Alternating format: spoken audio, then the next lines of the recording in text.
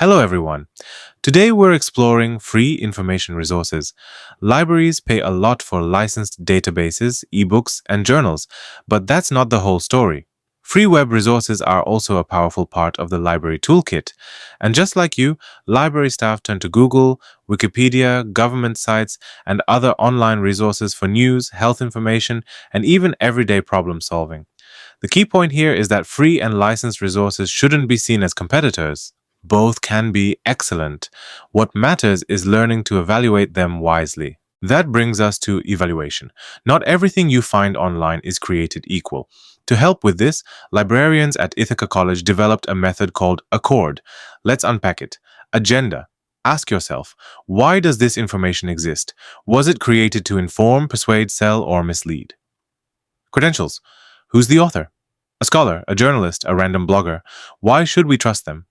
Citations. Are there references to other reliable works? Can you trace the evidence?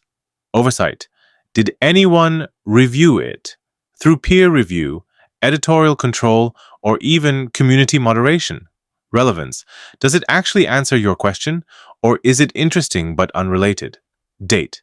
Is it recent enough for your purpose or appropriate if you're doing historical analysis? When you pause to ask these questions, you move from being a passive consumer of information to an active critical thinker. That shift matters not only for academic research, but also for everyday decisions. Whether you're evaluating news headlines, scrolling through social media, or interpreting workplace information. This skill is becoming even more vital as AI technologies advance at lightning speed. With the rapid growth of deepfakes, misinformation, and disinformation, the ability to question, verify, and analyze what you encounter is no longer optional. It's essential for navigating the information landscape responsibly. Now, let's dive into specific free resources. First up, search engines. Over 80% of librarians report using web search as part of their daily work. Why? Because it's fast, flexible, and familiar. Search engines let you combine terms, exclude irrelevant hits, filter by language, and more. They organize results with relevance ranking, trying to guess what's most useful for you. But here's the catch. Algorithms can trap you in filter bubbles, showing you results tailored to your past clicks instead of the broadest view of information. And of course, you'll run into ads and sponsored content. Still, search engines are the best we've got for scanning the public internet. Google is the giant, but Bing, Yahoo, Baidu, and DuckDuckGo are also important. DuckDuckGo is unique because it doesn't track your history, which means no filter bubbles. Here's a practical use. Type a keyword you're considering into Google and scan the results. You'll often find synonyms or alternative terms that sharpen your search. That's a simple way to improve your research strategy. Let's narrow in on Google Scholar. This tool is like Google's academic cousin. It searches across scholarly articles, books, conference papers, patents, and case law. While it's not as advanced as databases like Scopus or Web of Science, it's massive. Some estimates suggest it indexes more material than traditional academic databases, but there are limitations. About a quarter of the content is free. The other 3/4 will show you a paywall unless you have library access. That's where libraries comes in. If you connect Google Scholar to your institution through library links, you'll see when full text is available through your subscriptions. Another issue, sometimes poor quality or even fake articles sneak into Google Scholar. This is rare but possible because it pulls from across the web. That's why evaluation, remember Accord, is so important. So use Google Scholar to discover, but always follow through to see if the full text is accessible through your library or an open access copy. Next, let's look at open access journals.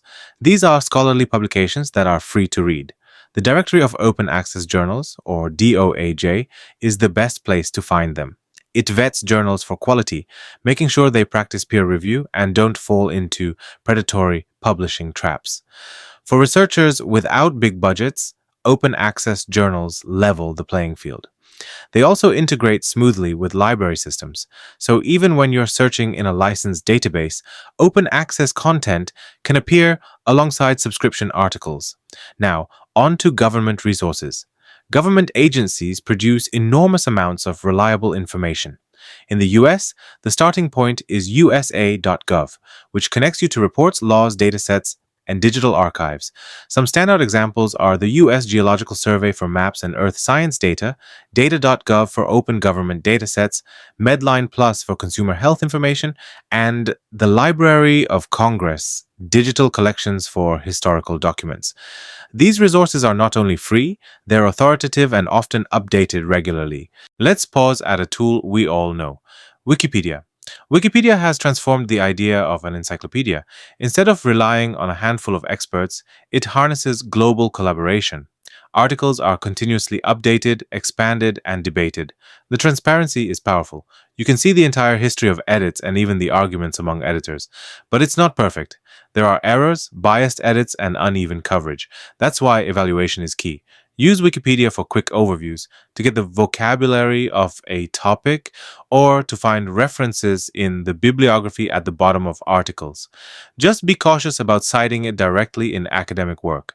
Think of it as your launchpad, not your destination. Now let's talk about digital preservation. Projects like Google Books and the Internet Archive have scanned millions of books, making them searchable and, in many cases, freely available. The Internet Archive focuses heavily on public domain works, while Google Books mixes public domain with copyrighted works, often showing previews or limited pages. Then there's the Digital Public Library of America, or DPLA. This is a national portal that aggregates collections from libraries, archives, and museums. It allows you to search across hundreds of institutions for images, texts, and multimedia. Imagine discovering local history photographs from one state library, manuscripts from a university archive, and oral histories from a museum, all in one search. That's the power of DPLA. These projects democratize access. They make materials that were once locked away in physical collections available to anyone, anywhere. Finally, let's explore open educational resources, or OER.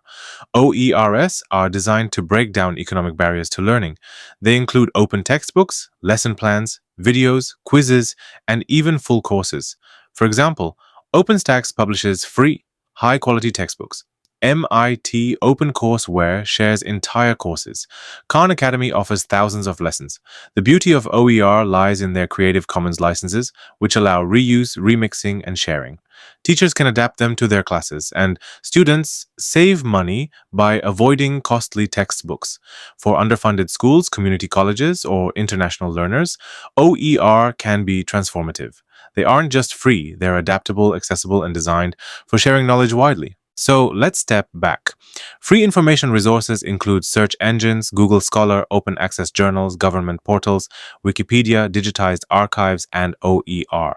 Together, they form an ecosystem that complements the licensed resources libraries invest in. The main message is this: don't dismiss a source because it's free, and don't trust a source just because it's paid. Apply critical evaluation, use the right tool for your need, and recognize the incredible opportunities that free information brings.